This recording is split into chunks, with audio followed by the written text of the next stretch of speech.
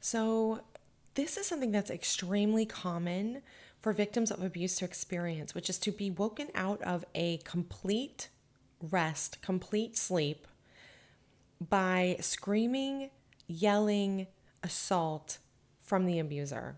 The abuser, for some reason, in the middle of the night, escalates themselves into this arousal state. They've primed themselves to assault you. So, what's going on? What's happening is that the abuser, you are not around, you are asleep. Um, the abuser might resent that, actually. Sometimes that does occur. But also, they are having a conversation in their own mind about you and what they believe about you and things that they interpret maybe that you are doing misinterpret. And so what they're doing is they're engaging in a thought loop that allows them to escalate toward enacting violence against you. There are videos that show that teach people, how to identify a person who is going to go from maybe just trash talking in the street to actually like throwing a punch. And a lot of those videos show that the the aggressor, the perpetrator, is working themselves up, and so they are almost even looking for permission to assault the other person. So they're saying things, and the response they then use to go to the next level, go to the next level until they finally feel comfortable to the point to assault the other person. They've internally lowered their own resistance to their own violence. And so this is all happening and you're asleep. When this happens, when you start to get a pattern of this, it's so deeply traumatic. I mean, it doesn't matter if you're a kid, it doesn't matter if you're an adult. You are safe. You were in deep sleep. You were resting and in a place that should be a safe place. And the abuser, it's so jarring. It's so jarring and traumatic, honestly. And so when you experience this enough, victims will get to a point where they become hypervigilant and cannot even enter a deep state of rest because their neurology, their biology is telling them that it's not safe to do that. So as soon as they might start to slip into the deep sleep, it's like, oh, let me wake back up because I've got to be aware because I am vulnerable to being assaulted. I am vulnerable to being killed or murdered. And so our body makes that calculation. What keeps us alive? Is it optimal to get to sleep? Yes. But the body's like, we can't get that sleep if we're not alive to have it. So victims of abuse often end up having very fractured sleep cycles, maybe not reaching deep sleep the way they should. And then that compounds because your short-term memory is not getting converted to long-term memory.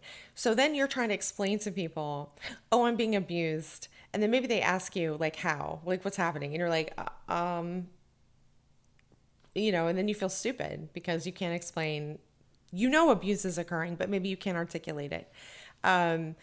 There's a reason why sleep deprivation is a torture technique. It breaks people down psychologically. You do get to a point where you are a lot more reactive and you aren't able to make your best decisions, and then making poor decisions leads to making more poor decisions. So you get poor outcomes that lead to worse decisions. So you get that decision compounding. Pulling out that Jenga piece of sleep for a victim of abuse really starts a domino effect that becomes devastating, in my opinion. So if this is you, my recommendation, well, obviously, you recognize that this is significant. Like, this is not just a one-off thing. You need to be aware of how significantly dangerous this is, and take it seriously and look toward getting out. The next thing that I would say as a short-term strategy would be to try and get in naps wherever you can, whenever you can. So if it's, you leave, maybe you eat lunch while you're working, and during your lunch, you go to the car and take a nap.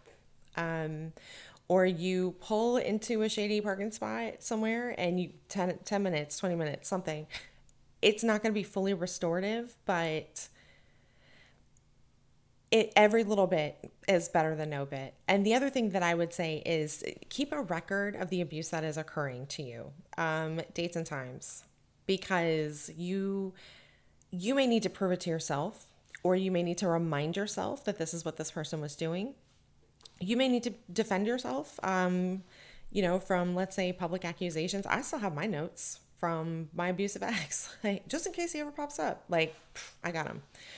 So if you are not in a position where you can keep a pen and paper, like I always have a paper calendar and I would write things in my calendar, and I know that doesn't work for everybody. You can literally set up an email account just to send, an immediate little email to, like, on the date and time, a quick little description of what happened. You send that email.